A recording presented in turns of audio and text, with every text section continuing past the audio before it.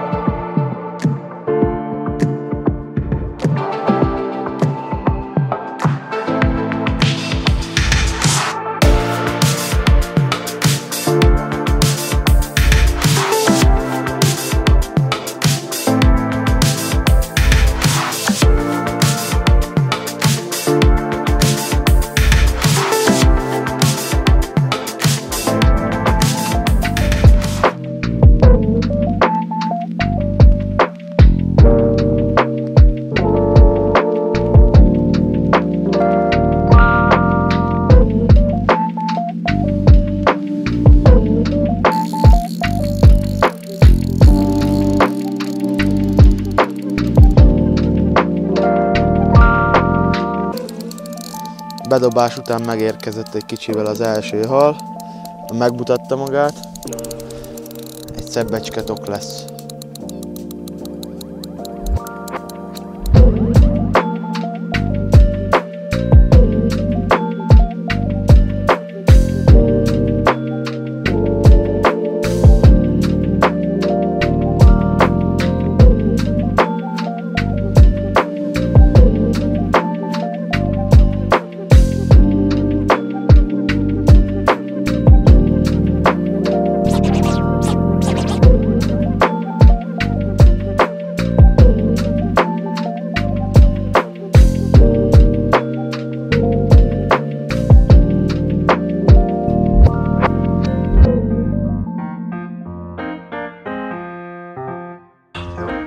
Ez a hal is a Kókusz Krillt vette föl.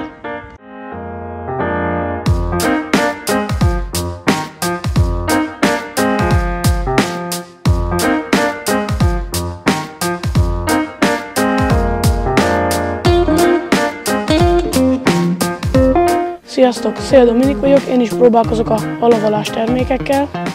Az etetőanyagokkal, csalikkal eddig 3 tokhalat eredményeztek, meg egy pontyot.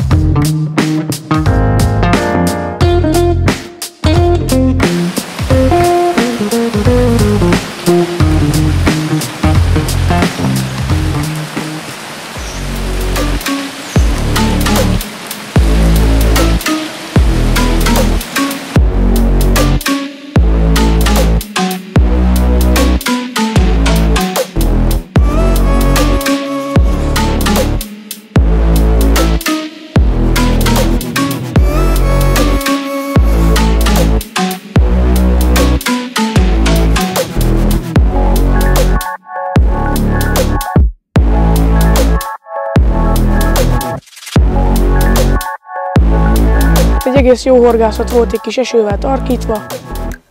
Az etetőanyag szépen mutatta a teljesítményt. Jól bontott gyorsan, észre lehetett venni, hogy ahogy becsobban, onnantól kezdve már mozgatták a kisebb méretű halak, és utána megjött a várva várt kapás, általában mindegyik letekerte a botot a helyéről. Az etetőanyagom a Cocos Cryo volt 2 mm-es mikropellettel dúsítva.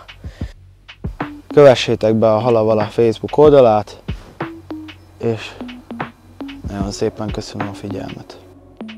Kövessétek be a fiúkat a Halavala Facebook oldalán. Sziasztok!